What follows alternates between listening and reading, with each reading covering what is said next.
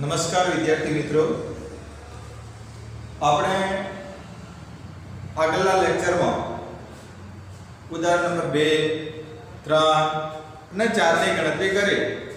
એના પછી તમારો નવો મુદ્દો આવે છે વિદ્યુત ક્ષેત્ર. ચેપ્ટરનું નામ છે વિદ્યુત ભારો અને ક્ષેત્રો.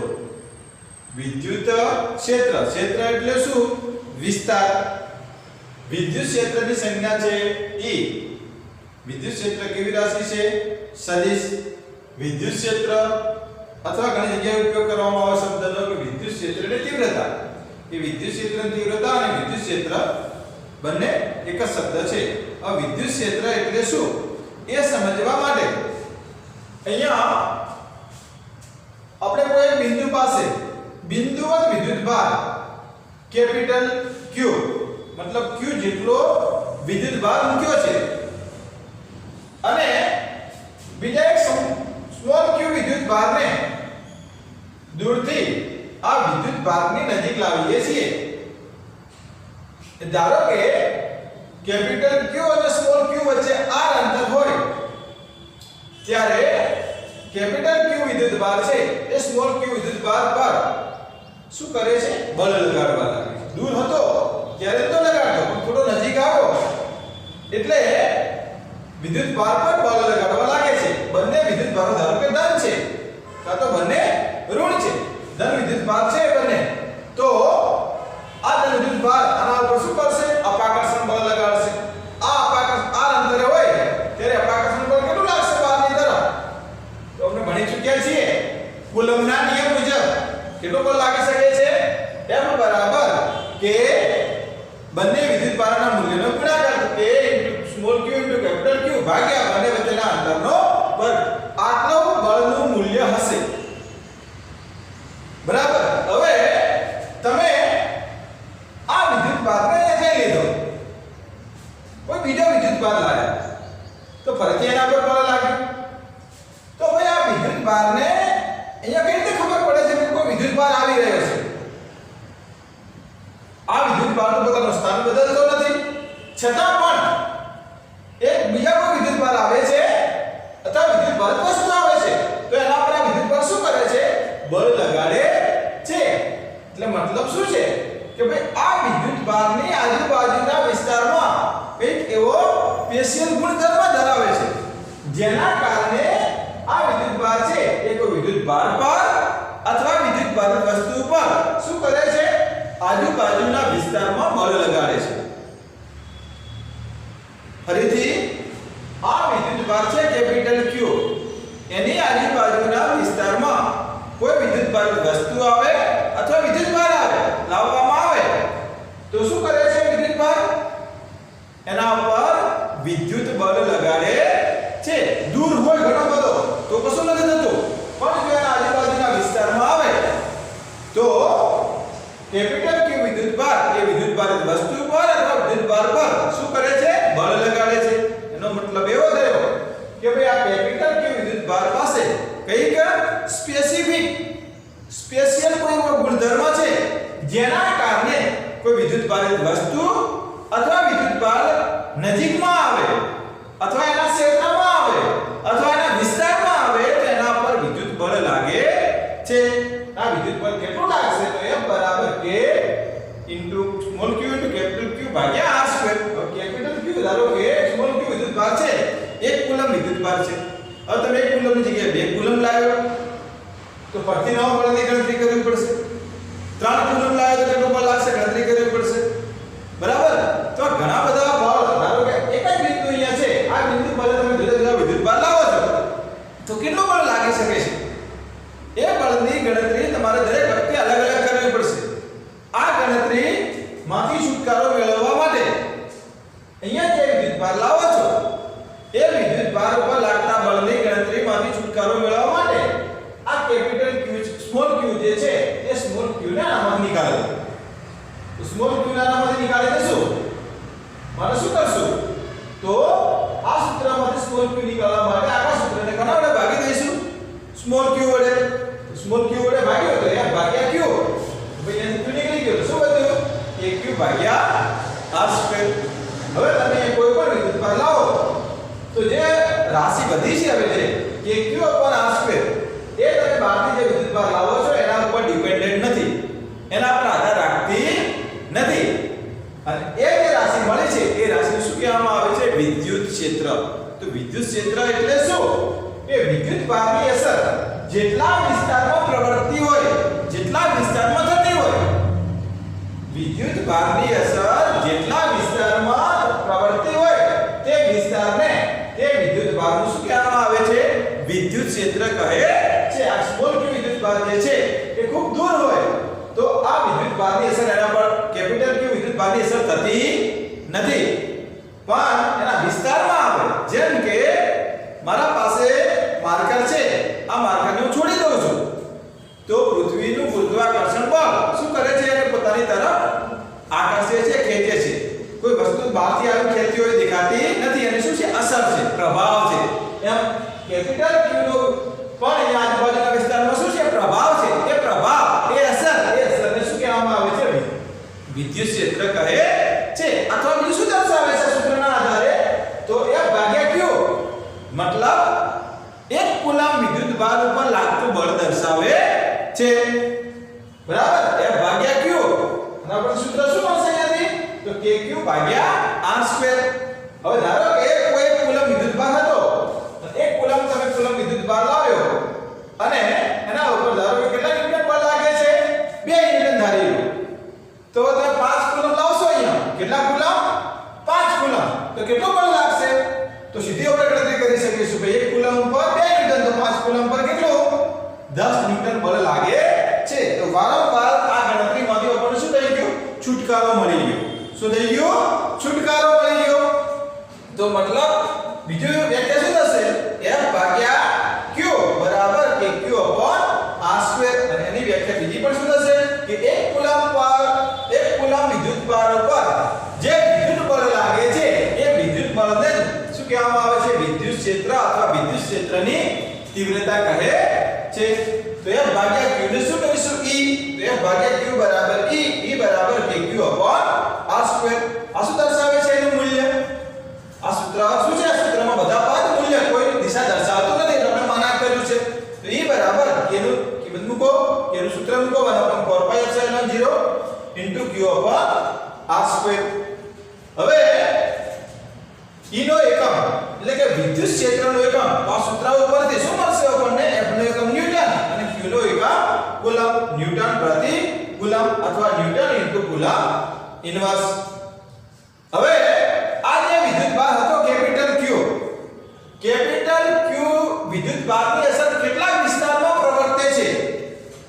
કેપિટલ Q વિદ્યુતભારની અસર કેટલા વિસ્તારમાં પ્રવર્તે છે એ અસર નક્કી કરવા માટે આપણે કયો વિદ્યુતભાર લાવ્યો? Small q. ફરીથી આ કેપિટલ Q વિદ્યુતભારની અસર કેટલા વિસ્તારમાં પ્રવર્તે છે એ અસર નક્કી કરવા માટે આપણે કયા વિદ્યુતભારનો ઉપયોગ કર્યો છે? અહીંયા સ્મોલ q. તો આ અસર પર જેટલા વિસ્તારમાં પ્રવર્તી હોય નક્કી કરવા માટે જે વિદ્યુતભારનો ઉપયોગ કરીએ છીએ તેને કહેવામાં આવે છે પરીક્ષણ વિદ્યુતભાર. કયો વિદ્યુતભાર? પરીક્ષણ વિદ્યુતભાર. જે વિદ્યુતભારની આપણે અસર શોધવી છે, જે વિદ્યુતભારની શું કરવી છે?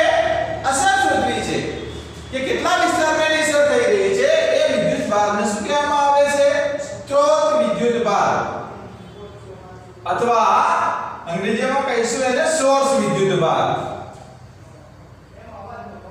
હવે સ્મોલ q વિદ્યુતભાર જે છે એને અહીંયા લાવ્યો, એના ઉપર કેપિટલ Q વિદ્યુતભાર આપણો બળ લગાડે છે, તો સ્મોલ q પણ આના પર બળ લગાડશે. તો બળ લગાડે તો વિદ્યુતભાર ભાગવા લાગશે. ભાગશે ને, કારણ કે બળ લગાડે એટલે અસર તો થશે. અસરના કારણે એ દૂર ધકેલાય છે. દૂર ધકેલાય તો આપણે જે વિસ્તાર શોધવો છે એ વિસ્તાર નક્કી કરી શકશું નહીં, કારણ કે એ પોતાનું સ્થાન બદલ કરશે તો એનો વિસ્તાર પણ શું થશે? બદલાયા કરશે. તો મતલબ શું થયો કે જે પરીક્ષણ વિદ્યુતભાર લાવીએ છીએ એ પરીક્ષણ વિદ્યુતભારનું મૂલ્ય શક્ય તેટલું કેવું હોવું જોઈએ? નાનું હોવું જોઈએ. ખૂબ જ નાનું હોવું જોઈએ. એટલે કેટલું નાનું? તો લિમિટ q → 0 F/Q બરાબર E મતલબ કે ભાઈ આ પરીક્ષણ વિદ્યુતભાર એવો લાવો જેથી કરીને આના ઉપર લાગતું બળ ખૂબ જ નહિવત હોય. શું કેપિટલ Q વિદ્યુતભાર ઉપર લાગતું બળ કેવું હોય? ખૂબ જ નહિવત હોય. હવે આ જે વિદ્યુત ક્ષેત્રની જે અસર પ્રવૃત્તિ છે એ અસર વર્ણવવા માટે કેટલા વિસ્તારમાં અસર છે એ અસર વર્ણવવા માટે એક નવું ટર્મ છે વિદ્યુત ક્ષેત્ર રેખાઓ, જે કેવી છે? કાલ્પનિક છે. વાસ્તવમાં એ વિદ્યુત ક્ષેત્ર રેખાઓ હોતી નથી, પરંતુ એની કલ્પના કરી આ વિદ્યુત ક્ષેત્ર રેખાઓને શું કરી? કલ્પના કરી. તો વિદ્યુત ક્ષેત્રની ગણતરી આપણે સહેલાઈથી કરી શકતા હતા, એટલે આ વિદ્યુત ક્ષેત્ર રેખાઓને શું કરવામાં આવી? કલ્પના કરવામાં આવી. વાસ્તવમાં આવી કોઈ વિદ્યુત ક્ષેત્ર રેખાઓ હોતી નથી. વિદ્યુત ક્ષેત્ર હોય છે. વિદ્યુત ક્ષેત્ર શું છે? વાસ્તવિક છે. વિદ્યુત ક્ષેત્ર નક્કી કરી શકીએ છીએ ભાઈ આટલા વિસ્તારમાં છે ને, અહીંયા છે ને, અહીંયા નથી. કોના દ્વારા? પરીક્ષણ વિદ્યુતભાર દ્વારા. પણ આ વિદ્યુત ક્ષેત્ર જે વિસ્તારમાં છે તે કેવા પ્રકારના ગુણધર્મો દર્શાવે છે, કેવી પ્રકારની વર્તણૂક દર્શાવે છે એ સમજવા માટે, એનો અભ્યાસ કરવા માટે નવું ટર્મ શું નક્કી કરવામાં આવ્યું? વિદ્યુત ક્ષેત્ર રેખાઓ, જે વાસ્તવમાં ખરેખર હોતી નથી, પરંતુ એની કલ્પના કરવાથી, વિદ્યુત ક્ષેત્ર રેખાઓની કલ્પના કરવાથી વિદ્યુત ક્ષેત્રનો અભ્યાસ છે એ સરળ રીતે શું કરે છે? સરળ રીતે કરી શકાય છે. એટલા માટે વિદ્યુત ક્ષેત્રની રેખાઓની શું કરવામાં આવે? કલ્પના. તો વિદ્યુત ક્ષેત્ર રેખાઓની કલ્પના કરી તો ભાઈ કેવી કેવી લાક્ષણિકતાઓ દર્શાવે છે એ આપણે અહીંયા જોઈશું. વિદ્યુત ક્ષેત્ર રેખાઓની લાક્ષણિકતાઓ ખાસ તમારે બોર્ડની પરીક્ષામાં ઘણી વખત પૂછાતો પ્રશ્ન છે કે વિદ્યુત ક્ષેત્ર રેખાઓ. આ વિદ્યુત ક્ષેત્ર રેખાઓ કેવી છે? કાલ્પનિક. જે શું દર્શાવે છે? વિદ્યુત ક્ષેત્રની દિશા દર્શાવે છે. આ વિદ્યુત ક્ષેત્ર શું છે? તો વિદ્યુત ક્ષેત્ર એ એક કુલમ વિદ્યુતભાર ઉપર લાગતું વિદ્યુત બળ છે. મતલબ જે દિશામાં વિદ્યુત બળ હશે એ દિશામાં જ વિદ્યુત ક્ષેત્ર રેખા હશે. જે દિશામાં વિદ્યુત બળ લાગતું હશે એ જ દિશામાં વિદ્યુત ક્ષેત્ર રેખા શું કરી શકાય છે? દોરી શકાય છે. ફરીથી વિદ્યુત ક્ષેત્ર રેખા શું છે? કાલ્પનિક છે. જે શું દર્શાવે છે? વિદ્યુત ક્ષેત્રની દિશા. વિદ્યુત ક્ષેત્ર શું છે? એક કુલમ વિદ્યુતભાર ઉપર લાગતું બળ પણ કેવી રાશિ? સદિશ. તો વિદ્યુત ક્ષેત્ર પર કેવી રાશિ છે? સદિશ. વિદ્યુત ક્ષેત્રની દિશા કઈ હશે? તો જે વિદ્યુતભાર મૂકીએ છીએ પરીક્ષણ વિદ્યુતભાર પર જે દિશામાં બળ લાગે છે એ જ દિશામાં વિદ્યુત ક્ષેત્રની દિશા લેવામાં આવે છે અથવા ગણવામાં આવે છે સરળતા ખાતર. બીજી છે લાક્ષણિકતા કે ધન વિદ્યુતભાર હોય. કેવો વિદ્યુતભાર હોય? ધન. અને એની વિદ્યુત ક્ષેત્ર રેખાઓ દોરવી હોય તો ધન વિદ્યુતભારની વિદ્યુત ક્ષેત્ર રેખાઓ શું થાય છે? તો ત્રિજ્યાવર્તી દિશામાં બહાર તરફ નીકળે છે. ધન વિદ્યુતભારની વિદ્યુત ક્ષેત્ર રેખાઓ કઈ દિશામાં? ત્રિજ્યાવર્તી દિશામાં.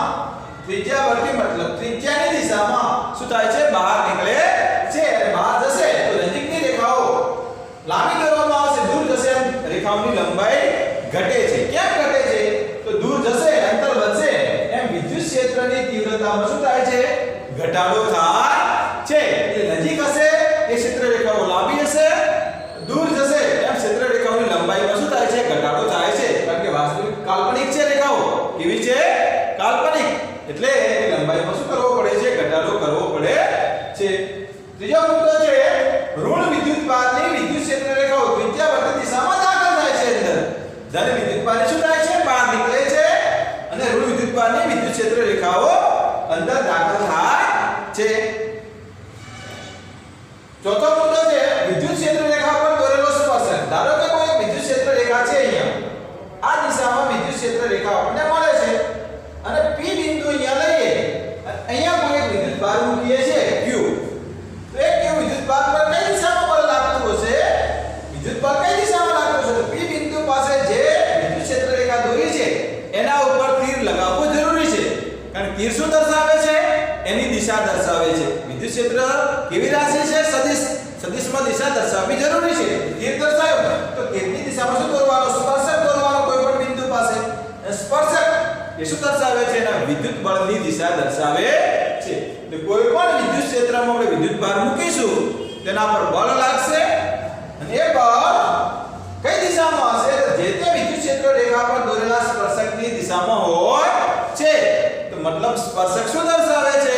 તો સ્પર્શક જે તે બિંદુ પાસે લાગતા વિદ્યુત બળની દિશા દર્શાવે છે. પાંચમો મુદ્દો છે કે બે વિદ્યુત ક્ષેત્ર રેખાઓ એકબીજાને છેદતી નથી. ચલો છેદે તો શું થાય? ધારો કે અહીંયા બે વિદ્યુત ક્ષેત્ર રેખાઓ દોરો છું. એક વિદ્યુત ક્ષેત્ર રેખા બીજી વિદ્યુત ક્ષેત્ર રેખા બે છેદી. આ છેદન બિંદુ પાસે ધારો કે અહીંયા વિદ્યુત ભાર મૂકો તો ભાઈ આનો સ્પર્શક છે આ દિશામાં મળશે, આનો સ્પર્શક આ દિશામાં મળશે. બરાબર. સ્પર્શક શું દર્શાવે છે? વિદ્યુત બળની દિશા દર્શાવે છે. તો એક જ બિંદુ પાસે કેટલા સ્પર્શકો મળ્યા? બે.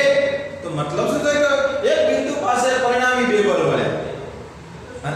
એક જ વિદ્યુત ભારના એક જ બિંદુ પાસે પરિણામી બે બળ શક્ય નથી.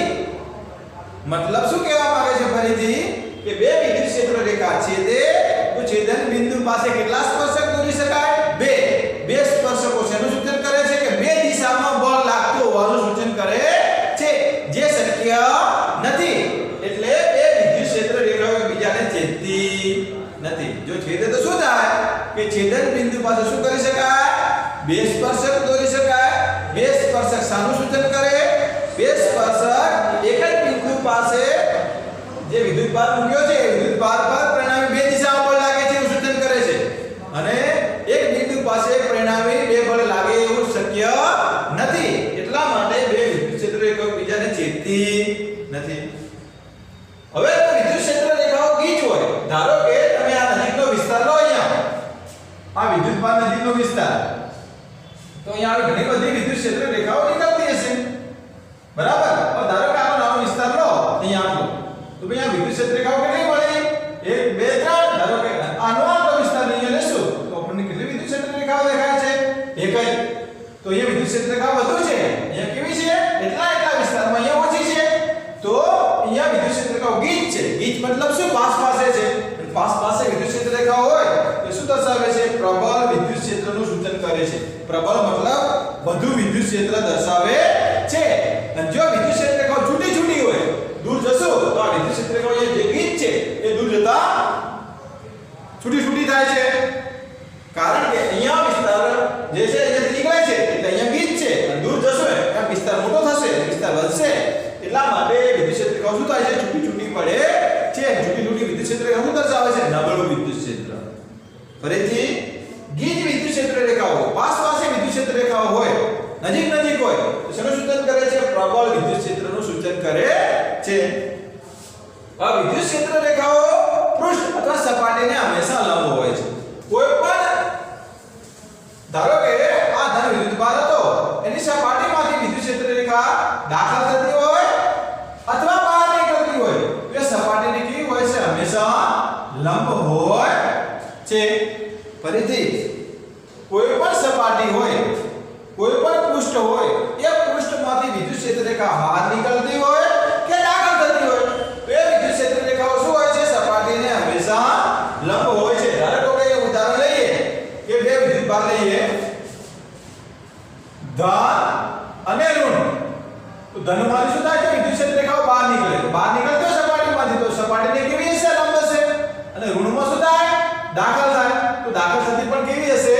સપાટીને લંબ હોય છે. તો મિત્રો આજે આપણે વિદ્યુત ક્ષેત્ર એટલે શું અને વિદ્યુત ક્ષેત્ર રેખાની લાક્ષણિકતા જે બોર્ડ માટે ઇમ્પોર્ટન્ટ પ્રશ્ન છે એ જોયો.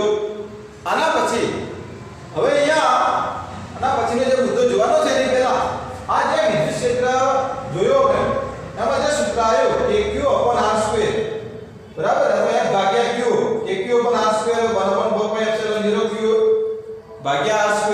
આ સૂત્ર કોના કારણે વિદ્યુત ક્ષેત્ર શોધવાનું? તો બિંદુવત વિદ્યુત ભાર. બિંદુવત મતલબ શું? એક નાના બિંદુ આગળ સ્મોલ વિદ્યુત ભાર હોય, નાનો વિદ્યુત ભાર હોય, કોઈ એક જગ્યાએ સ્થિર હોય તો એના કારણે કેટલું વિદ્યુત ક્ષેત્ર હશે? વિદ્યુત ક્ષેત્ર શું દર્શાવે છે? તો એકમ વિદ્યુત ભાર ઉપર લાગતું બળ દર્શાવે છે. એ વિદ્યુત ક્ષેત્ર કેટલું હશે એ શોધવા માટેનું સૂત્ર છે. પરંતુ જો વિદ્યુત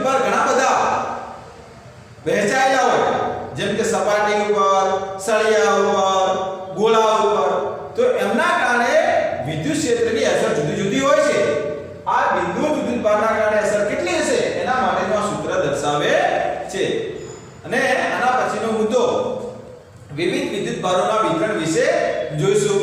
અમારો લેક્ચર તમને પસંદ આવે તો લાઈક અને સબસ્ક્રાઇબ કરો, અને જેથી કરીને આપણે નવા વિડિયો અપલોડ કરીએ તો તમને નોટિફિકેશન મળે. અને સ્ક્રીનશોટ લઈ લો જેથી કરીને તમારે લખાણ લખવું હોય તો લખી શકાય.